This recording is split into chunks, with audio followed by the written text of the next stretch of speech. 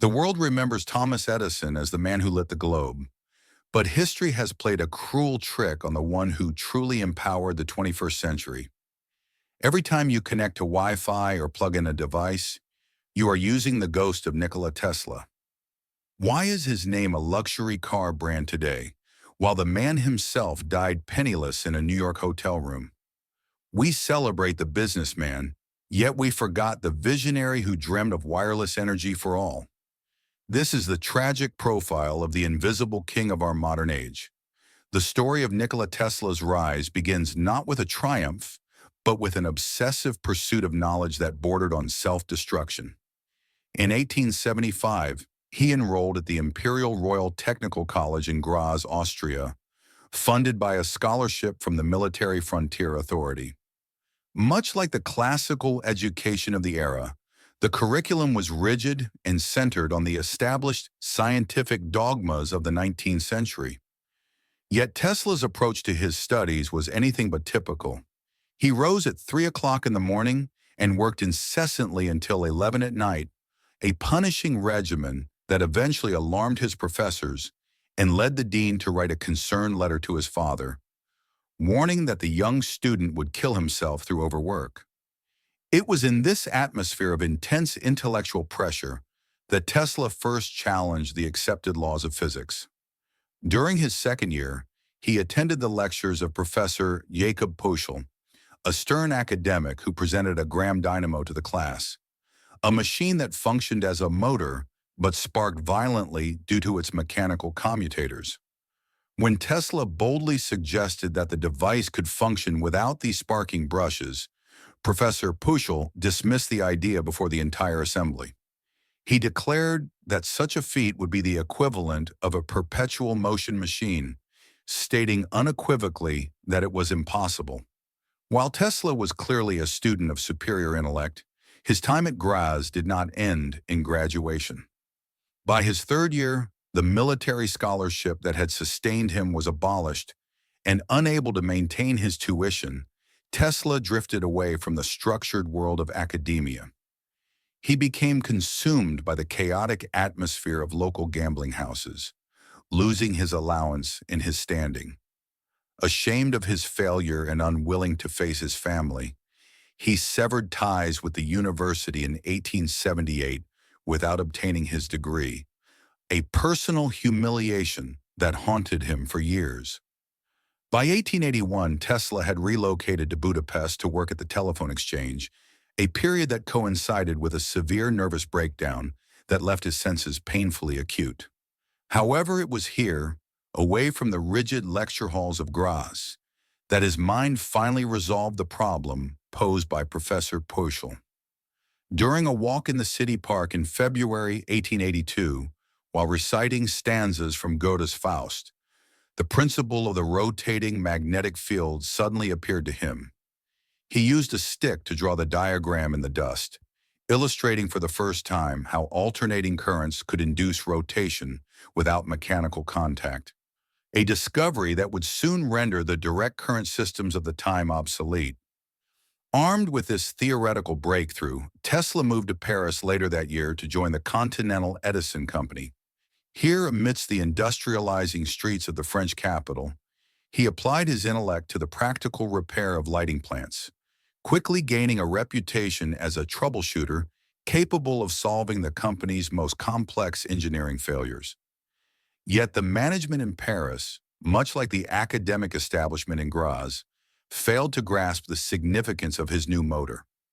Realizing that Europe was too entrenched in its old hierarchies to support his vision, Tesla departed for New York in June 1884, carrying with him little more than a book of poetry, a few coins, and the ambition to electrify the world. In June 1884, Nikola Tesla stepped onto the bustling docks of New York City, having disembarked from the steamship city of Richmond. The voyage across the Atlantic had been fraught with misfortune, including a mutiny during which he had lost nearly all of his personal belongings. Consequently, the man who would later illuminate the world entered the United States with only 4 cents in his pocket, a book of his own poetry, a few mathematical computations, and a sealed letter of introduction from his former supervisor in Paris, Charles Batchelor. This letter was addressed to Thomas Alva Edison, the most famous inventor in the world, and the man who effectively controlled the future of electricity in America. The note contained a statement that has since become legendary in the annals of scientific history. It read simply, "I know two great men, and you are one of them. The other is this young man." Tesla sought out Edison immediately, finding him at his laboratory on Guerck Street in the Lower East Side. At this time, Edison was deeply entrenched in the commercialization of his direct current system, a technology that, while revolutionary, was plagued by significant inefficiencies. Direct current could not be transmitted over long distances without a massive loss of power, requiring a noisy coal-burning power station every few miles. Tesla, conversely, arrived with a theoretical solution of alternating current fully formed in his mind, a system that could transmit power over vast distances with minimal loss. However, the meeting of these two minds was not the convergence of shared genius, but rather the collision of two fundamentally opposing philosophies. Edison was a practical businessman who relied on trial and error, while Tesla was a cerebral visionary who valued theoretical precision. Despite these differences, Edison hired Tesla, initially tasking him with simple electrical repairs. The young Serbian immigrant quickly proved his worth. When the SS Oregon, a luxury liner that had been fitted with Edison's electric lighting system, was delayed from sailing due to generator failure, Tesla took his instruments on board and worked through the night to repair the dynamos. The following morning, as he walked back to the shop, he encountered Edison and Batchelor.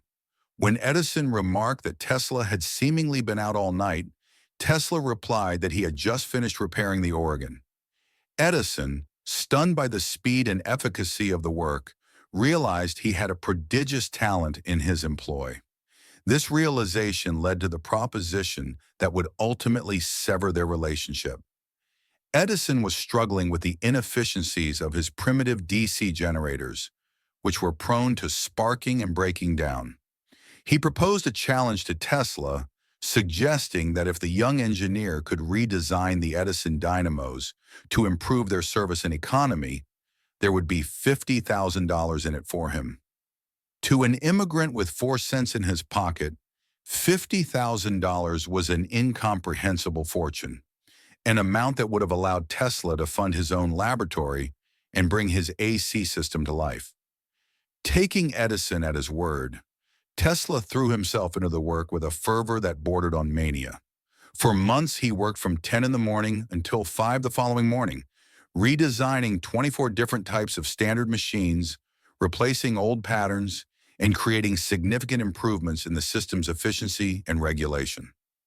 When the monumental task was finally completed and the new dynamos were operational, Tesla approached his employer to inquire about the payment. It was at this moment that the harsh reality of the American Gilded Age crashed down upon him. Edison, leaning back in his chair, reportedly laughed and delivered the line that would echo through history as an act of profound betrayal. "Tesla," he said, "you don't understand our American humor." There was no $50,000. The offer had been a figure of speech, a motivational tactic used by a businessman to extract labor from a subordinate. Edison offered a $10 a week raise instead. Deeply wounded and feeling that his honor and intelligence had been insulted, Tesla resigned on the spot. He walked out of the Edison Machine Works, leaving behind the security of employment for the uncertain streets of New York. The aftermath of this decision was a period of profound hardship. The winter of 1886 found the man who had designed the future of electrical power performing manual labor to survive. He was forced to dig ditches for the installation of underground cables, ironically earning a meager wage of $2 a day to lay the infrastructure for the very systems he sought to revolutionize. During this year of terrible struggle, Tesla lived in a state of near destitution, sleeping in flop houses and questioning the value of his own education. He later wrote of this time that his higher education in various branches of science, mechanics, and literature seemed to him like a mockery. Yet even as he shoveled dirt in the frozen ground of New York, his mind continued to refine the systems that would eventually topple Edison's monopoly. The indignity of the ditch was merely a prelude to the rise of the polyphase system. The year 1888 marked a decisive turning point in the history of industrial America, for it was in this year that the solitary genius of Nikola Tesla found its necessary counterpart in the commercial might of George Westinghouse. Westinghouse, a Pittsburgh industrialist who had already made a fortune with his invention of the railway air brake, possessed the vision to see what Edison did not. He recognized that the future of power lay not in the heavy, limited infrastructure of direct current, but in the soaring potential of Tesla's alternating current. Consequently, he purchased Tesla's patents for $60,000 and a generous stock option, effectively arming the Serbian immigrant for the war that was to come. This alliance, however, did not merely threaten Thomas Edison's pride. It threatened the financial foundations of the establishment itself, including the interests of the formidable J.P. Morgan, who had heavily backed Edison's DC infrastructure. Realizing that his technological dominance was eroding, Edison abandoned the high ground of scientific inquiry for the muddy trenches of propaganda. What followed was a campaign of fear unprecedented in the annals of science, a period where the Wizard of Menlo Park sought to brand alternating current not as a tool of progress, but as an instrument of death. Edison began to stage macabre public demonstrations at his West Orange laboratory, paying local children to collect stray dogs and cats, which were then electrocuted using Tesla's AC generators before horrified audiences of reporters and investors. He even colluded largely in secret with an engineer named Harold P. Brown to commission the development of the first electric chair, arguing that AC should be the method used for execution in New York State. His objective was brutal in its simplicity. He wanted the public to use the term Westinghousing as a synonym for electrocution, thereby terrifying the average consumer into rejecting the new technology. The war took a heavy financial toll. The immense cost of battling Edison's General Electric Company nearly drove Westinghouse into bankruptcy. In a moment of profound character that stands in stark contrast to Edison's earlier betrayal, Tesla made a decision that prioritized his vision over his personal wealth. When Westinghouse confessed that the royalty payments owed to Tesla were sinking the company, the inventor famously tore up his contract. He voluntarily relinquished millions of dollars in future royalties to ensure that the alternating current system would survive the onslaught of its enemies. It was a sacrifice of staggering proportions, one that saved the Westinghouse Corporation and kept the lights of the future burning, even if it meant Tesla himself would eventually die poor. The climax of this bitter struggle arrived in 1893, when the organizers of the World's Columbian Exposition in Chicago sought a contractor to illuminate what would be the greatest fair in human history. General Electric, inheriting Edison's DC system, bid nearly $1.8 million to light the fair. Westinghouse, armed with Tesla's polyphase system, undercut them dramatically, offering to do it for less than $400,000. They won the contract, and the stage was set for a demonstration that would silence the critics forever. On the night of May 1, 1893, President Grover Cleveland pressed a gilded button, and the world changed instantly. 100,000 polyphase light bulbs bathed the neoclassical buildings of the White City in a brilliant, steady glow, a spectacle of illumination that had no precedent in human experience. Tesla himself was the star of the exhibition, clad in white tie and tails, performing miracles with high-frequency electricity in the Great Hall, passing hundreds of thousands of volts through his own body to prove once and for all that his current was safe. The victory at Chicago paved the way for the final conquest, Niagara Falls.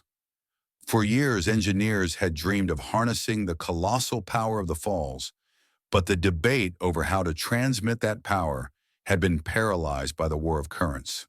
Following the triumph at the World's Fair, the Niagara Falls Commission, headed by the Lord Kelvin, finally sided with Tesla.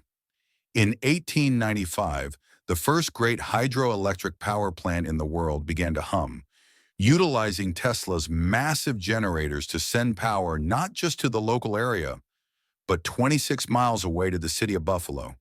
When the switch was thrown and the industries of Buffalo roared to life, powered by the water crashing down at Niagara, the war of currents was effectively over. Edison's direct current was relegated to a footnote of the 19th century, while Tesla's alternating current became the blood that would pump through the veins of the 20th, connecting cities, nations, and continents in a web of energy that remains unbroken to this day. With the triumph of Niagara Falls behind him, Nikola Tesla's ambition transcended the mere transmission of electricity through wires. He now set his sights on a goal that bordered on the divine: the wireless transmission of information and energy to every corner of the globe. In 1901, fueled by an investment of $150,000 from J.P. Morgan, the most powerful financier in America, Tesla began construction on a massive structure at Shoreham, Long Island. He named it Wardenclyffe Tower. This wooden lattice tower, rising 187 feet into the air and capped by a 68-ton copper dome, was intended to be the hub of a world wireless system.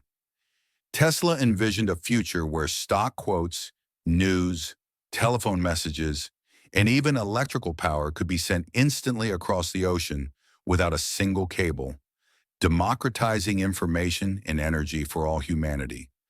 However, the partnership between the visionary and the capitalist was doomed from the start by a fundamental conflict of interest.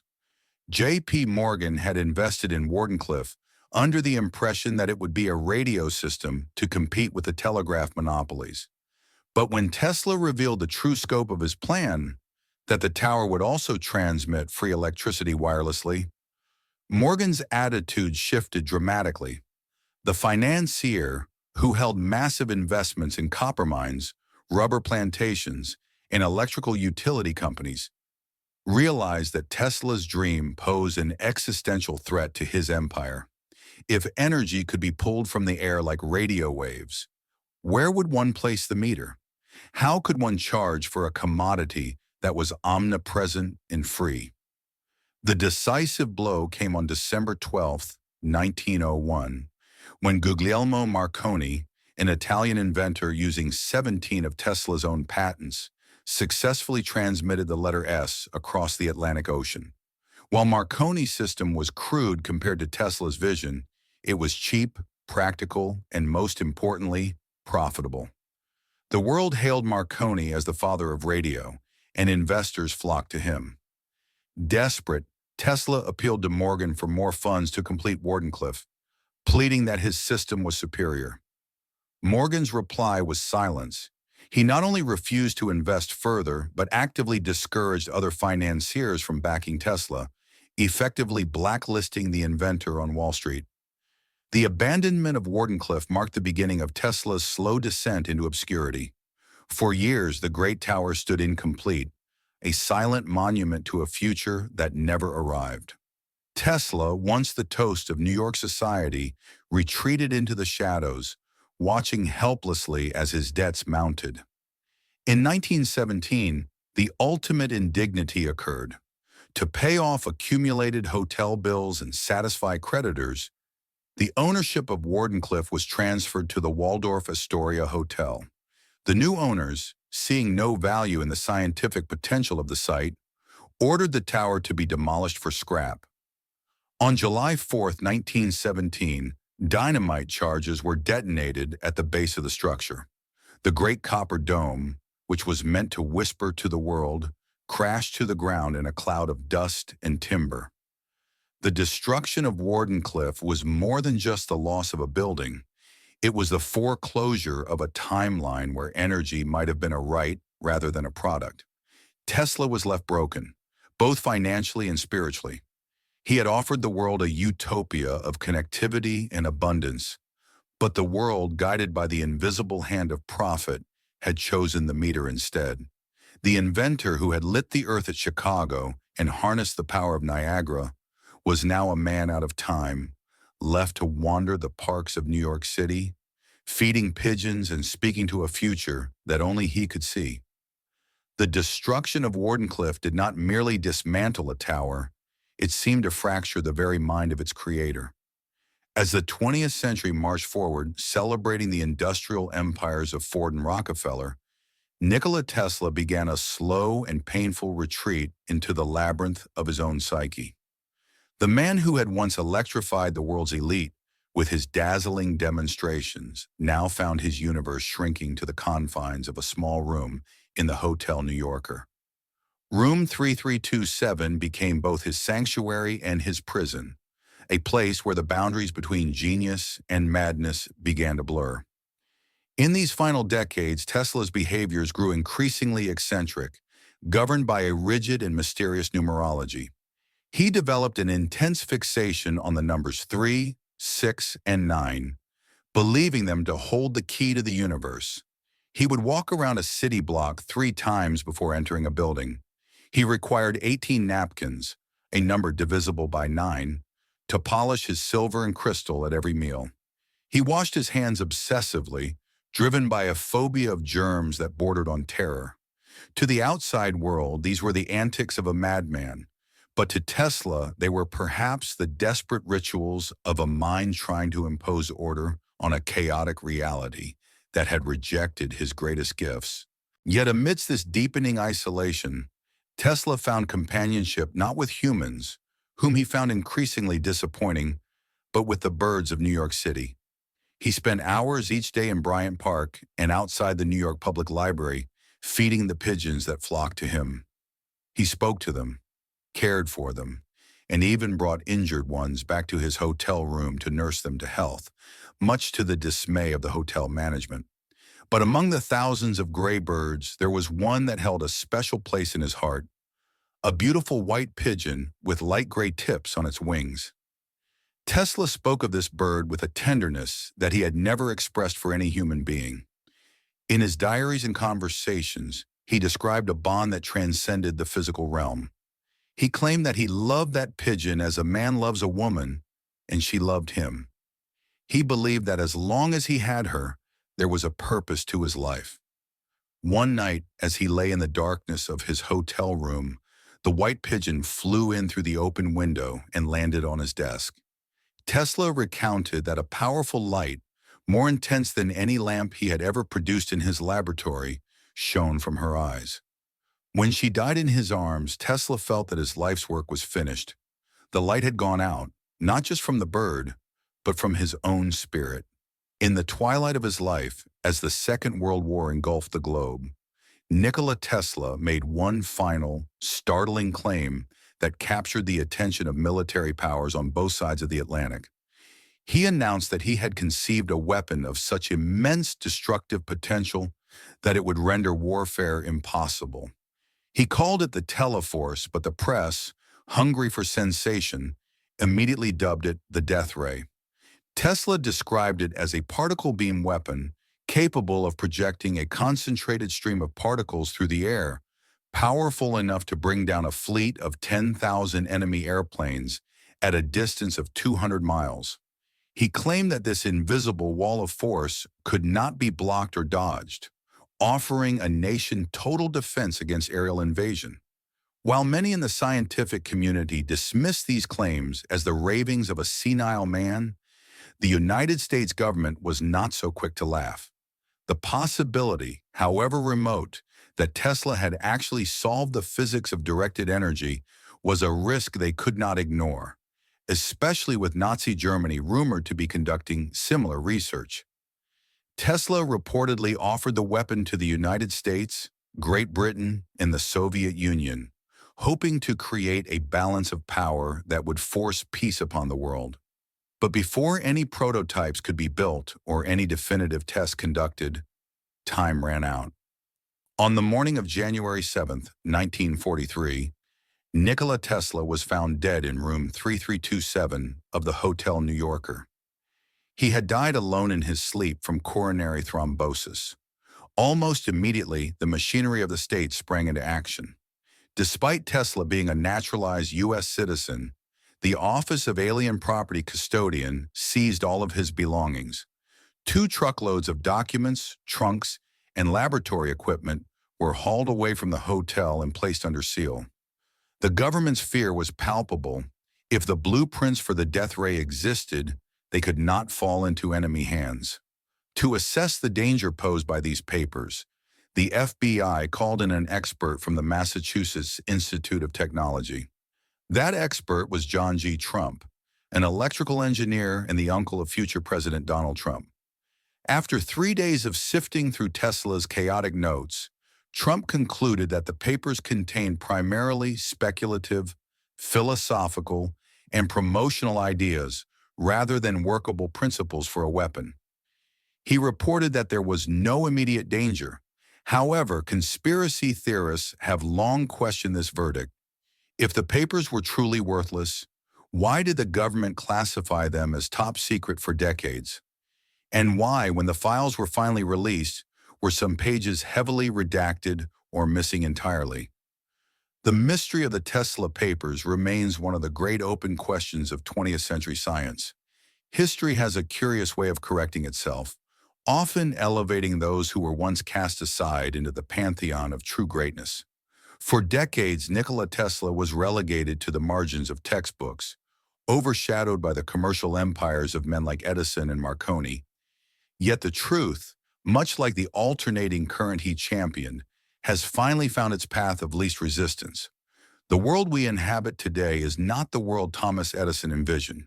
It is, in every measurable sense, the world Nikola Tesla dreamt of. Every time a smartphone is lifted, it operates on the frequencies he discovered. Every time a connection is made to Wi-Fi, we are tapping into the wireless transmission of data that he prophesied at Wardenclyffe. Whenever a radar system scans the skies or a remote control changes a channel, it is the invisible architecture of Tesla's mind at work. His vindication extends beyond mere consumer technology into the very bedrock of science itself. In 1960, at the General Conference on Weights and Measures, the global scientific community bestowed upon him the ultimate honor by naming the standard unit of magnetic flux density the Tesla. This distinction reserves a place for him alongside the immortals of physics, Newton, Watt, and Ampere, ensuring that as long as humanity studies the forces of nature, his name will be spoken with reverence. It is a profound tragedy that he did not live to see this recognition, dying with the belief that he had failed, a man punished for seeing a future that his present was not yet ready to accept. However, looking back from the vantage point of the 21st century, we can see that his life was not a failure, but a necessary sacrifice. He was the Prometheus of the electric age, the man who stole fire from the gods to give to humanity and was left to suffer in the cold for his generosity. Today, the electric car revolution bears his name, and the alternating current that powers our civilization hums in every wall of every home on earth. We have finally returned the name to the God of Thunder, for we are living in his dream, and though he died alone in a small hotel room, he left us a world where, thanks to his genius, we are all connected. The debt is finally paid. Thank you for watching. Please subscribe to my channel, like and share to support me. See you in the next video. Have a good day.